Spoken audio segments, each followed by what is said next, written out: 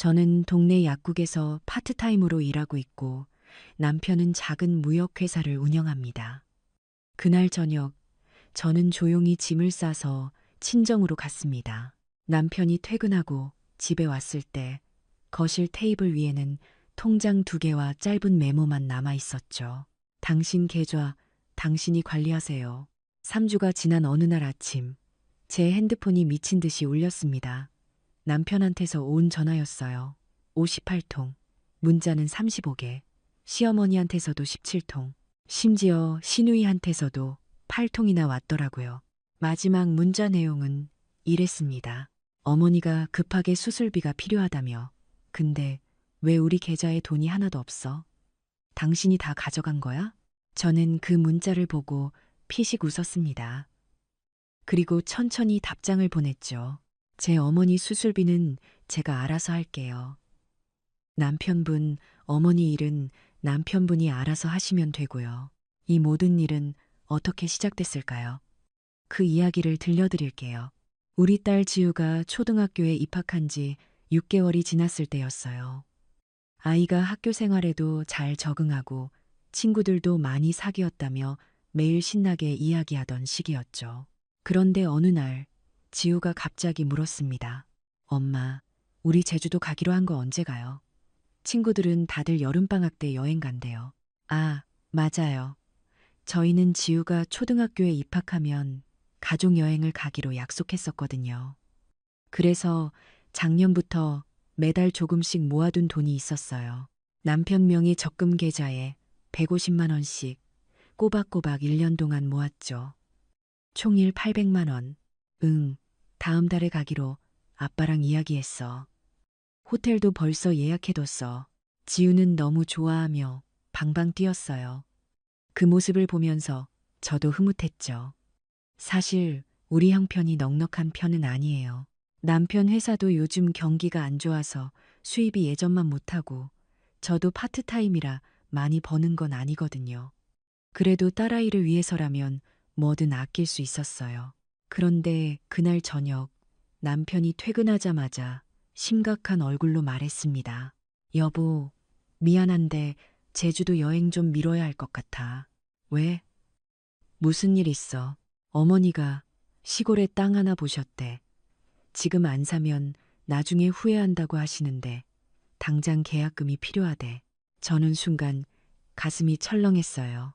계약금이 얼마나 필요한데? 500만 원.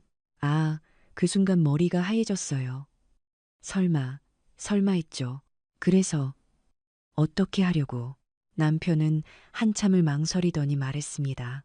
적금 좀 깨야 할 것 같아. 어머니가 급하다고 하시니까. 그거 지우 여행 가려고 모은 돈이잖아. 1년 동안 우리가 얼마나 아껴서 모은 건데.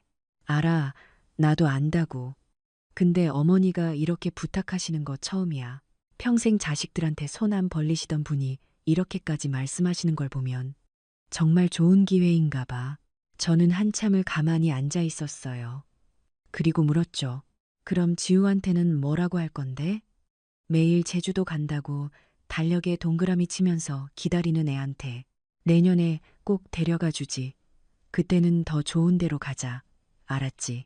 저는 대답하지 않았어요. 그냥 고개만 천천히 끄덕였습니다. 다음 날 남편은 아무렇지 않게 은행에 가서 적금을 해지했어요. 그리고 그 돈을 시어머니 계좌로 보냈죠. 저한테 한 번도 진짜로 상의하지 않았어요. 그냥 통보만 했을 뿐이에요. 지우한테 말하는 건 제 몫이었습니다. 지우야, 엄마가 미안한데 제주도 여행 다음으로 미뤄야 할 것 같아. 왜요? 엄마가 약속했잖아요. 아이의 눈에서 눈물이 주르륵 흘러내렸어요. 그 모습을 보는 게 너무 괴로웠어요. 엄마도 가고 싶어. 근데 할머니가 급한 일이 생기셔서 할머니는 맨날 급한 일만 생겨요. 나는요. 나는 언제 급해요. 7살짜리 아이가 그렇게 말하는 걸 들으면서 저는 아무 말도 할 수가 없었어요. 그날 밤 저는 남편에게 조용히 물었습니다. 당신은 시어머니한테는 효자인데 딸한테는 무슨 아빠야? 무슨 소리야? 내가 지우를 안 사랑해서 그런 거 아니잖아. 사랑한다고 말만 하면 돼. 행동으로 보여줘야지. 지우는 1년 동안 여행 가는 날만 기다렸어. 근데 그 돈을 하루아침에 시어머니한테 주고 아이한테는 미안해. 다음에 이게 아빠야. 그럼 어쩌라고. 어머니가 부탁하시는데 내가 거절할 수 있어? 내가 불효자 되라고? 그럼 딸이 실망하는 건 괜찮고 남편은 대답하지 않았어요. 아니, 대답할 수 없었겠죠. 2주가 지났습니다. 어느 토요일 오후 시어머니가 갑자기 우리 집에 오셨어요. 손에는 큰 쇼핑백을 들고 계셨죠. 지우야, 할머니가 왔어. 할머니, 지우는 달려가서 시어머니를 안았어요. 저는 부엌에서 차를 준비하면서 그 모습을 지켜봤습니다. 우리 손녀 선물 있어. 시어머니가 쇼핑백에서 뭔가를 꺼냈어요. 예쁜 인형이었어요. 그렇게 비싼 건 아니었지만 지우는 좋아했습니다. 할머니, 감사합니다. 그래, 우리 지우 예쁘네. 근데 엄마 아빠가 제주도 데려간다고 했는데 못 갔다며. 할머니가 미안하네. 순간 제 손이 멈췄어요. 괜찮아요. 할머니가 중요한 일 있으셨잖아요. 그래, 그래. 우리 지우는 착하네. 할머니가 산 땅이 나중에 크게 오르면 그때 할머니가 지우 대학 등록금 대줄게. 저는 그 말을 듣고 쓴 웃음이 나왔어요. 나중에? 대학 등록금? 지금 7살짜리 아이는요? 지금 실망하고 있는 이 아이는요? 그날 저녁 시어머니가 돌아가신 후 저는 남편에게 물었습니다. 당신 어머니가 땅 사셨다며? 응, 어제 계약했대. 그래서 얼마에 샀는데? 500만 원. 계약금 500만 원 내고 나머지는 분할로 낸대. 나머지 0만 원은 어떻게 내시려고? 어머니가 알아서 하시겠지. 연금도 있으시고. 저는 가만히 앉아서 계산을 했어요. 시어머니 연금은 한 달에 80만 원 정도. 생활비 쓰고 나면 한 달에 30만 원 정도 모으실 수 있을까? 그럼 4억만 원 모으려면 최소 10년. 10년 후면 시어머니 연세가 80이신데 그건 왜 그때까지 땅값이 오른다는 보장이 있어? 그리고 그 땅으로 뭘 하시려고? 그건 어머니가 알아서 하시겠지. 저는 더 이상 말하지 않았어요. 무슨 말을 해도 소용없다는 걸 알았거든요. 그날 밤 저는 잠을 이룰 수가 없었어요. 계속 생각이 났거든요. 지우의 실망한 얼굴, 시어머니의 무심한 말투, 그리고 남편의 무책임한 태도. 새벽 3시쯤 저는 결심했습니다. 월요일 아침 저는 은행에 갔어요. 그리고 제 명의로 된 계좌를 새로 만들었습니다. 그리고 우리 부부 공동 계좌에서 제 월급이 들어가던 계좌로 자동이체를 취소했어요. 그 다음 날 저는 남편 몰래 제 적금도 해지했습니다. 550만 원. 그리고 그걸 제세 계좌로 옮겼죠. 그리고 그날 저녁 저는 조용히 남편에게 말했어요. 여보, 나 이제 내 돈은 내가 관리할래. 갑자기? 왜? 갑자기가 아니야. 당신이 우리 돈을 함부로 쓰니까 내가 내 돈은 내가 지켜야겠다고 생각했어. 함부로. 어머니 일 도와드린 게 함부로야. 지우 여행 가려고 1년 동안 모은 돈을 내 허락도 없이 쓴 게 함부로가 아니면 뭐야. 그건 부부잖아. 상의해서 결정하는 거지. 상의. 당신이 언제 나랑 상의했어. 통보만 했잖아. 어머니가 필요하시대. 적금 깨야겠어. 이게 상의야? 남편은 할 말이 없었어요. 앞으로 당신 월급은 당신 계좌로 받아. 나는 내 월급으로 지우 키우고 살림할게.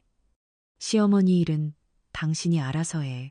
그럼 우리 공동생활비는 반반 내자.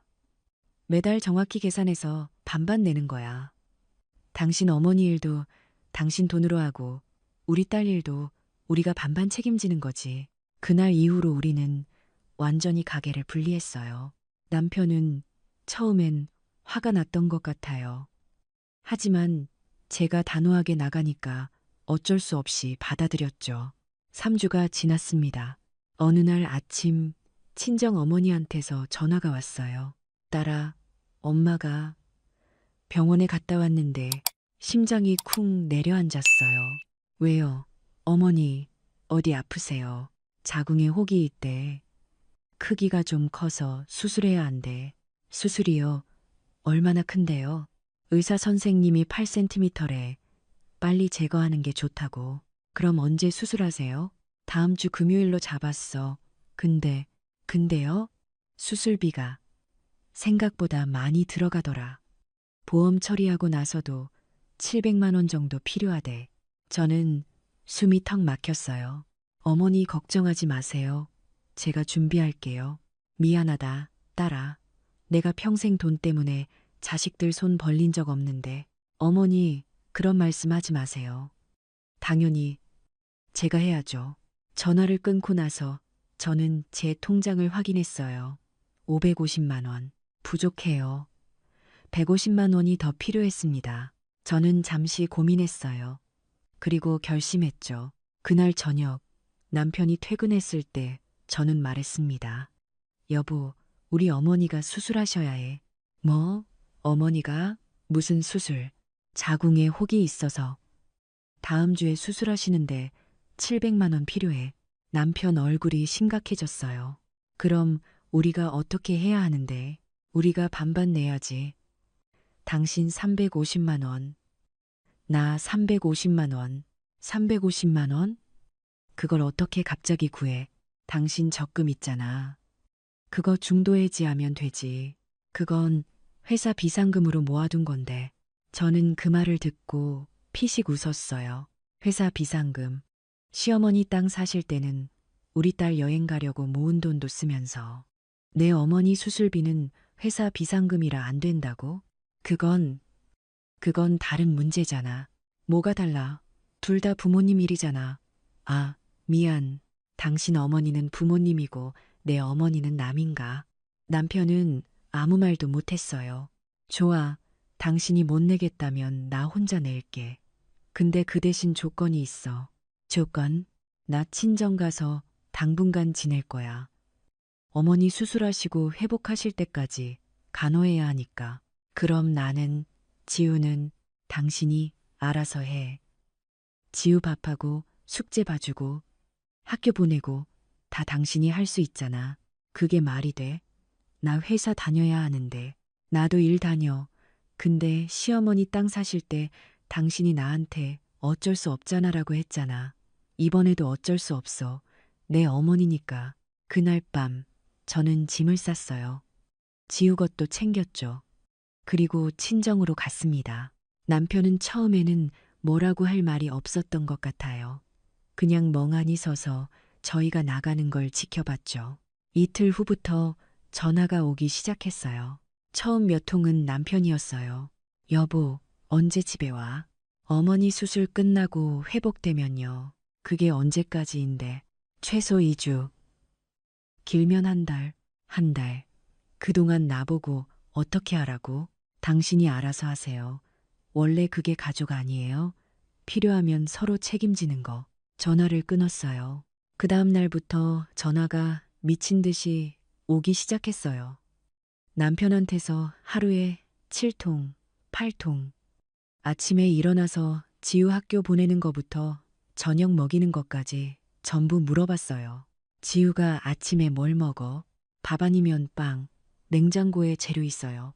지우 숙제는 어떻게 봐줘? 숙제장 펴보면 알아요. 같이 하나씩 체크하면 돼요. 지우가 학원은 몇 시에 가? 3시 30분. 학원 버스 타면 돼요. 매일, 매 시간 전화가 왔어요. 일주일이 지났을 때쯤 시어머니한테서도 전화가 왔습니다. 며느리, 지금 뭐 하는 거야? 어머니 수술 간호하고 있어요. 그래도 집을 이렇게 비우면 어떡해. 남편도 있고 집안일도 있는데. 시어머니, 제 어머니도 수술하셨어요. 제가 여기 있어야 해요. 그건 알겠는데 그래도 며느리가 집을 이렇게 비우는 건 좀. 시어머니는 땅 사실 때 제 딸이 여행 못 가는 건 괜찮으셨잖아요. 근데 제가 제 어머니 간호하는 건 안 돼요? 시어머니는 할 말이 없으셨는지 전화를 끊으셨어요. 2주가 지났습니다. 엄마 수술은 잘 끝났어요. 의사 선생님이 다행히 악성은 아니라고 하셨죠. 그래도 회복하는데 시간이 필요했어요. 그동안 남편한테서 온 전화는 58통, 문자는 35개, 시어머니한테서는 17통, 시누이한테서도 8통. 마지막 전화는 이랬어요. 여보, 제발 집에 좀 와. 나 혼자는 못하겠어. 지우도 엄마 보고 싶어 한다고. 지우는 지금 저랑 같이 있는데요. 매일 영상 통화하면서 아빠 얼굴 보고 있잖아요. 그게 아니라 나는 직장도 다니면서 집안일도 하고 지우도 챙기고 너무 힘들어. 그래요? 근데 저는 항상 그렇게 살았어요. 약국 일 다니면서 집안일하고 지우 챙기고 거기에 시어머니 일까지. 당신은 2주 했는데 힘들다고요? 당신이 2주 동안 힘들었던 게 제가 10년 동안 해온 거예요. 이제 알겠어요? 제가 왜 화났는지. 남편은 한참 동안 아무 말도 못했어요. 그리고 3주째 되던 날 남편이 직접 친정으로 찾아왔어요. 손에는 꽃다발을 들고 장모님, 죄송합니다. 제가 많이 부족했습니다. 어머니는 남편을 보시며 한숨을 쉬셨어요. 사위, 나는 괜찮아. 근데 우리 딸한테 사과해. 남편이 저를 봤어요. 여보, 미안해. 내가 정말 잘못 생각했어. 뭘 잘못 생각했는데요. 가족이란 게 엄마한테만 책임이 있는 게 아니었구나. 나도 똑같이 책임져야 하는 거였어. 이제 알았어요? 그리고 내 엄마도 중요하지만 당신 엄마도 똑같이 중요하다는 거. 지우한테 약속한 것도 지켜야 한다는 거. 그걸 이제야 깨달았어. 저는 한참 동안 남편을 바라봤어요. 그럼 앞으로 어떻게 할 건데요? 당신 어머니 수술비 내가 받낼게. 아니, 내가 다 낼게. 그리고 지우, 제주도 여행도 이번 겨울방학 때 꼭 가자. 내가 다시 돈 모을게. 시어머니 땅값, 나머지는요. 그건 어머니가 알아서 하시든지 아니면 내가 천천히 도와드리든지. 근데 그건 우리 가족 돈 쓰지 않고 내 개인 돈으로 할게. 저는 고개를 끄덕였어요. 알았어요. 그럼 조건이 있어요. 뭔데? 앞으로 우리 돈 쓸 때는 꼭 둘이 상의해서 결정하기. 일방적으로 통보하지 말기. 그리고 지우 관련된 일은 최우선으로 생각하기. 우리 부모님 일도 둘 다 똑같이 중요하게 생각하기. 이거 약속할 수 있어요? 약속할게. 남편이 제 손을 잡았어요. 그리고 하나 더. 뭔데? 나한테 고마워할 생각 하지 마요. 이건 내가 당연히 해야 할 일이었어요. 당신도 당연히 해야 할 일을 이제야 깨달은 거고요. 알았어. 그날 우리는 함께 저녁을 먹었어요. 어머니가 만들어주신 미역국이었죠. 남편은 그 미역국을 먹으면서 눈시울이 붉어지더라고요. 장모님이 만드신 음식 먹으니까 내가 정말 나쁜 사위였구나 싶어. 이제라도 알았으면 됐어요. 다음 주 우리는 집으로 돌아왔어요. 어머니도 많이 회복하셔서 혼자 계셔도 괜찮으실 것 같았거든요. 집에 도착했을 때 거실이 생각보다 깨끗했어요. 당신이 청소했어요? 응. 당신이 얼마나 힘들었을지 조금이라도 알 것 같아서. 그날 저녁, 지우가 물었어요. 엄마, 아빠, 우리 제주도 정말 가요? 응, 꼭 갈 거야. 언제요? 겨울방학 때. 이번엔 진짜 약속이야. 지우는 너무 좋아하며 방방 뛰었어요. 한 달 후 시어머니가 우리 집에 오셨어요. 이번에는 빈손으로. 며느리, 그때 내가 좀 심했다. 미안하구나. 아니에요, 어머니. 아니야. 생각해보니까 땅이고 뭐고 다 필요 없더라. 손녀가 실망하는데 할머니가 땅 사는 게 무슨 소용이겠니? 그럼 땅은요? 계약 취소했어. 계약금은 날렸지만 그래도 괜찮아. 그 돈으로 지우 여행 경비 보태. 시어머니가 봉투를 내밀었어요. 안에는 500만 원이 들어있었어요. 어머니, 이건 받아. 이게 할머니가 손녀한테 해줄 수 있는 거야. 땅은 나중에 내가 다시 돈 모아서 사든지 말든지 할게. 저는 그 돈을 받으며 눈물이 났어요. 감사합니다. 어머니, 내가 감사하지. 며느리가 나한테 제대로 가르쳐 줬잖아. 가족이 뭔지. 그날 밤 남편이 말했어요. 여보, 고마워. 뭐가요? 당신이 그때 그렇게 단호하게 나가지 않았으면 나는 평생 몰랐을 거야. 내가 얼마나 이기적이었는지. 이제 알았으면 됐어요. 그리고 우리 엄마도 변하셨어. 당신 덕분에. 저는 고개를 저었어요. 아니에요. 어머니가 원래 좋은 분이셨어요. 그냥 생각할 시간이 필요했던 거죠. 3개월 후 우리는 정말로 제주도에 갔어요. 지우는 너무 좋아하며 매일 바다에서 놀았죠. 남편도 저도 정말 행복했어요. 마지막 날 밤 호텔 방에서 지우가 물었어요. 엄마, 우리 내년에도 여행 와요? 그럼 매년 가자. 와, 그럼 다음엔 어디 가요? 지우가 가고 싶은 대로 가자. 지우는 신나서 잠도 안 자고 여행책을 펼쳐봤어요. 그 모습을 보면서 저는 생각했어요. 가족이란 게 뭘까? 서로를 위해 희생하는 것도 중요하지만 그 희생이 일방적이어서는 안 된다는 걸. 누군가 한 사람만 계속 참고 견디는 건 사랑이 아니라는 걸. 진짜 가족이라면 서로의 마음을 헤아려줘야 한다는 걸. 그리고 가장 중요한 건 부모 세대도 중요하지만 우리 아이들의 행복이 우선이어야 한다는 것. 아이들은 기다려주지 않아요. 7살의 제주도 여행은 7살 때만 의미가 있는 거예요. 나중에 간다고 해서 그 의미가 똑같을 순 없죠. 여러분, 착한 것도 좋지만요. 호구가 되지는 마세요. 당신의 희생을 당연하게 여기는 사람들에게는 단호하게 선을 그어야 해요. 그게 당신을 지키는 길이고 결국은 가족 모두를 지키는 길이에요. 그리고 진짜 가족이라면 당신이 선을 그었을 때 화내는 게 아니라 왜 그랬는지 생각해 볼 거예요. 그리고 변화할 거예요. 제 이야기가 누군가에게 도움이 되었으면 좋겠습니다. 참지만 말고 말하세요. 당신의 마음을, 당신의 생각을. 그게 진짜 가족을 만드는 시작이에요. 감사합니다.